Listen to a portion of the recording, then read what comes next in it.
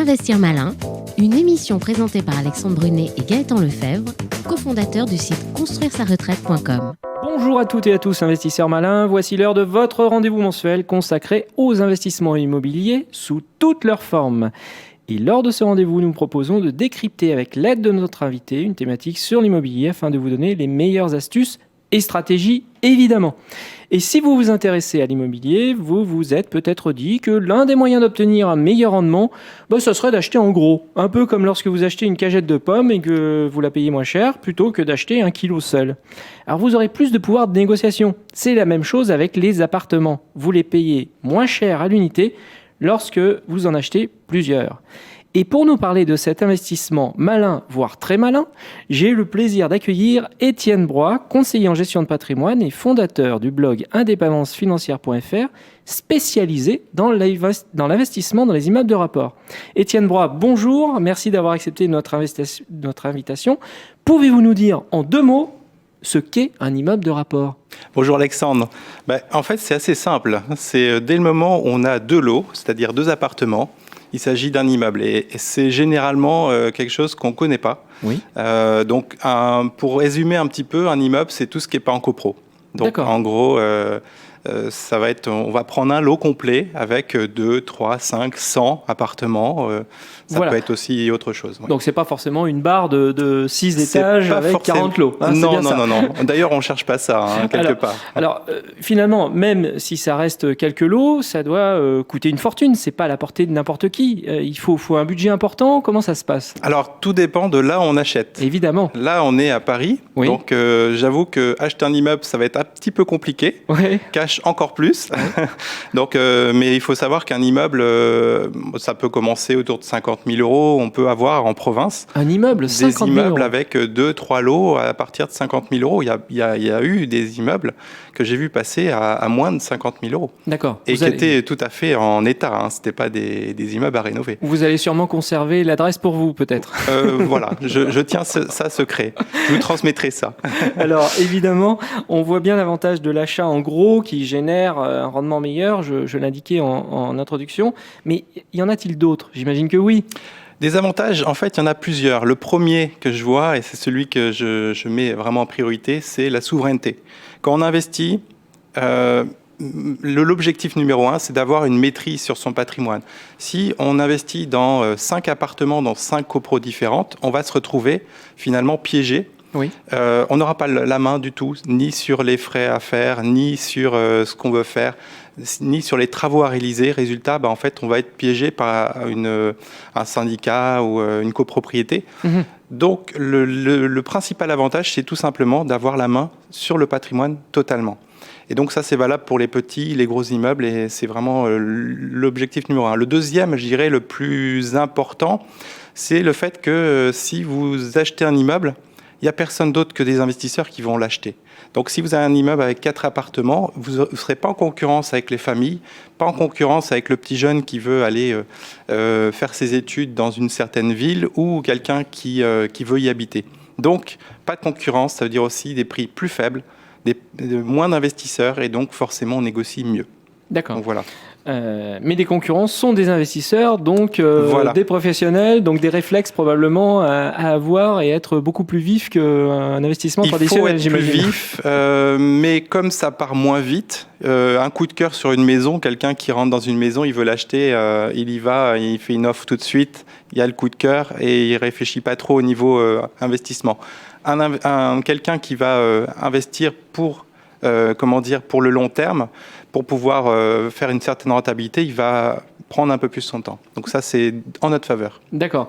Alors, ça, c'est pour les avantages. Vous indiquiez que c'était la souveraineté. C'est ça. L'un des avantages. Donc, effectivement, vous êtes responsable de tout. Oui. Y compris, j'ai envie de dire, l'ensemble des charges, des fuites dans le toit aussi. C'est une grosse responsabilité, mais aussi dans l'autre sens, Étienne Broye, il faut le dire. Oui, alors vous avez raison de le préciser. Effectivement, on a aussi la souveraineté sur les problèmes. Oui. Mais on a aussi la souveraineté sur les solutions. Quand on commence à s'y connaître en immobilier, qu'on a fait plusieurs projets, qu'on a l'habitude, en fait, il y a quelque part on gère ce genre de choses. Ça se gère très bien. Et si on a fait les bonnes choses, ça se passe très bien. Évidemment, dans une copro, on n'a pas la main, donc on ne va pas forcément regarder ces choses-là. Et s'il y a une toiture à refaire, ça sera le même coût au final, sauf que on n'aura pas la maîtrise. Voilà. D'accord. Alors justement, quelles sont les précautions à prendre avant d'envisager d'acquérir un immeuble de rapport ? J'imagine que là, parmi celles et ceux qui sont en train de nous écouter, ils n'ont jamais fait d'investissement immobilier. Est-ce que vous leur conseillez d'aller directement sur l'immeuble de rapport ? Alors, oui, pour une raison simple, c'est que les investisseurs, je ne sais pas si vous êtes arrivés, mais certains investisseurs qui se sont retrouvés dans des réunions de copro l'ont mal vécu. Oui, ça, certains. Je pense que beaucoup d'investisseurs se retrouvent « non, mais il va encore nous sortir ça, là ». Donc, c'est vraiment du vécu. J'avoue que mon premier investissement était en copro. C'était le dernier investissement en copro aussi. Quelque part, ça peut se faire. Évidemment, on ne pourra pas le faire dans les grandes villes, Paris, Nantes, Marseille, etc., pour les raisons que vous citiez tout à l'heure, c'est-à-dire le prix. Un immeuble, ça vaut 2 millions, 3 millions, 5 millions d'euros. Par contre, on peut le faire dans des villes où il fait bon vivre, où l'immobilier n'est pas trop cher. Et là, en fait, on peut démarrer sur un budget 150, 200 000.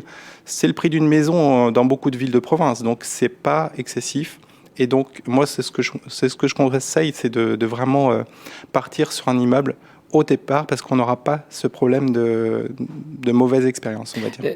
D'ailleurs, cela me fait penser à une question. Est-ce que vous privilégiez plutôt des immeubles en bon état ou en mauvais état, et aussi loués ou pas loués ? Alors, tout dépend de l'endroit. Généralement, l'objectif, c'est d'avoir un immeuble qui est déjà loué, qui fonctionne, et où il n'y a que de la décoration à faire. En gros, on va changer une cuisine, une salle de bain, un sol.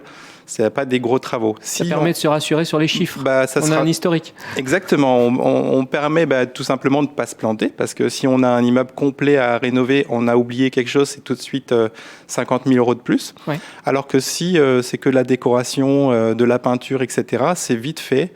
Et ça peut se faire au fur et à mesure du temps. Donc voilà, c'est vraiment l'idée, c'est de faire le moins de travaux possible. Et comme on va plutôt dans des villes de province où l'immobilier n'est pas excessif, 1000, 1500, 2000 euros du mètre carré maximum, en fait, il ne va pas falloir qu'on casse tout et qu'on refasse, sinon ce ne sera pas rentable.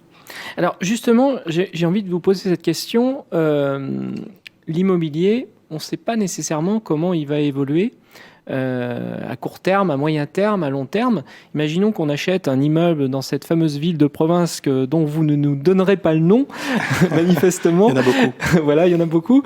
Et puis, l'affaire est rentable. Et puis, imaginons que l'environnement se dégrade, que la démographie se mette à baisser, parce que cette ville de province ne tenait que par une usine qui était dans les environs. Et finalement, les gens doivent partir. Qu'est-ce que l'on fait ? Parce que finalement, on se retrouve avec un immeuble on est au même endroit finalement. Alors, quelque part, il y a une question qui est essentielle, qui est centrale, c'est la concurrence. Pour pouvoir louer tout le temps, partout, au milieu du désert en Australie ou au milieu de la Creuse, je crois que c'est le département le moins cher en France, il me semble, on peut le louer sans problème si on est au bon prix et qu'on a les bonnes prestations. Donc en fait, la base pour l'immobilier, ça c'est valable pour tous nos éditeurs, si vous faites des bonnes prestations, tout le reste peut s'effondrer autour, la moitié des logements sont vides, le vôtre sera plein parce qu'il y aura des prestations de qualité, une belle cuisine, une belle salle de bain, un prix qui sera cohérent avec le marché. Et ça, si vous faites ça, vous serez sauvé. Et c'est un peu l'idée, c'est d'aller dans les villes où finalement il y a peu de concurrence, peu d'investisseurs, parce que tout le monde veut du Nantes, Paris, Bordeaux. Angers, c'est pas trop demandé, mais voilà. Et on va vraiment se concentrer sur des villes qui font rêver quelque part, sauf que c'est inaccessible aujourd'hui. Voilà. D'accord. Alors, bon, tout ça, c'est inaccessible, et c'est inaccessible souvent parce qu'on n'a pas le financement. Et justement, ce financement, est-ce que vous avez une stratégie particulière à conseiller à nos éditeurs ? J'imagine en plus que tous les conseillers bancaires, lorsqu'un particulier arrive pour dire voilà, je voudrais acheter un immeuble, ils ne sont pas tous nécessairement habitués à traiter ce type de dossier. Alors détrompez-vous, parce que généralement quand on achète un immeuble, on va faire le montage qui va avec. Et le montage qui va avec, c'est souvent une SCI. C'est le montage le plus simple, le plus équilibré. Et en fait, quelque part, quand on commence à s'attaquer à un immeuble, on sait qu'on va avoir en face peut-être le directeur d'agence. Et lui, il va mieux connaître le professionnel, il va mieux connaître finalement l'immobilier peut-être aussi. Et donc, ça va être plus facile à financer que si vous allez dans un appartement, il aura du mal à savoir, alors que l'immeuble, vous l'achetez, si ça se trouve, il y a un comptable qui a fait la compta de la SCI, donc il a une bonne visibilité. D'accord. Donc, généralement, c'est plus facile à financer. D'accord. Au niveau fiscalité, y a-t-il des avantages particuliers ou est-ce qu'il existe un moyen de l'optimiser ? Alors, parce que là, on n'a pas parlé de ces fameux appartements loués. Est-ce qu'ils sont en meublé ou pas aussi ? Qu'est-ce que vous conseillez ? Après, il y a différentes approches. Quand on est dans des villes très très chères, comme Bordeaux en ce moment qui augmente très fortement, ou Paris, la seule stratégie, c'est de faire du meublé, du Airbnb, etc. Il n'y a pas d'autre stratégie parce que sinon, si on achète maintenant, si on a acheté il y a 10-15 ans, c'est plus simple. Mais en fait, on n'aura pas de rentabilité. Donc le seul moyen d'avoir de la rentabilité, ça sera de faire ces stratégies en BIC. Maintenant, comme nous, on va plutôt chercher à être en province, dans des villes où finalement il n'y a pas une grosse concurrence avec les autres investisseurs, on va pouvoir faire des montages en location nue, en SCI, le plus souvent à l'IS, parce qu'on va chercher à avoir 2, 3, 4 immeubles, donc fiscalement ça va être plus intéressant. Et surtout, la fiscalité, elle va être 5-6 fois moins que si on est en direct. Après, il y a le meublé, mais en fait, ça oblige à mettre des meubles, à faire des dépenses, à faire de la gestion beaucoup plus lourde à faire, surtout le meublé saisonnier. Et alors que l'objectif, c'est justement de construire son patrimoine le plus vite possible et avec, l'effet de levier important. Qu'on ne pourra pas faire en location Airbnb, par exemple. Ok. Votre vision de l'immobilier dans les années à venir ? Ah, ok. Vision long terme. Attention. Voilà, l'immobilier, on sait que la monnaie s'effondre. L'euro perd sa valeur, tout le monde peut le voir. Un immeuble qui valait 10 000 francs en 65, maintenant il vaut 250 000 euros. Donc la valeur de l'immobilier montera toujours. Maintenant, là, on est un peu sur une bulle. C'est-à-dire que les grandes villes sont hyper demandées à cause des taux, à cause de la forte demande, à cause du fait aussi que les banques ont prêté à plus de 110%. Donc, il faut se méfier à court terme, en fait, si c'est une résidence principale, à pas l'acheter à n'importe quel prix. Pour un locatif, c'est une question de rendement. Si on n'a pas le rendement, il va falloir aller là où il y a moins de concurrence, donc en province, petite ville de 10-15 000 habitants, c'est parfait. Donc je pense qu'il y aura une baisse de 10, 15, 20% en province, c'est possible, si vraiment une crise. Peut-être beaucoup plus dans les grandes villes. Voilà, après, je fais pas... Voilà. L'objectif, c'est de toujours savoir à quel prix on va l'avoir. Alors, très bien. Maintenant, passons à la question du mois qui nous est posée par Jean-Christophe de Clermont-Ferrand. J'envisage d'acheter un immeuble de 5 lots, dont l'un est un local commercial non loué et qui aura probablement du mal à trouver un locataire. Avez-vous une solution pour gérer cette situation ? C'est vrai ça, hein, les petites villes c'est une de bonne province, question. Les petites villes de province, souvent de fois, effectivement, le côté commercial, c'est tout, ça pêche un petit peu. Ça trouve, des fois, ça met un peu de temps pour trouver un locataire.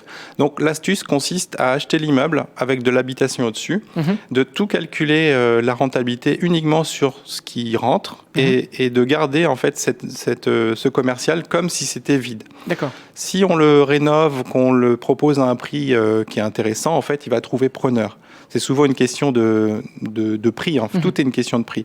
Donc, si on l'achète, on ne tient pas compte du local commercial. On fait toute notre rentabilité sur l'habitation. D'accord.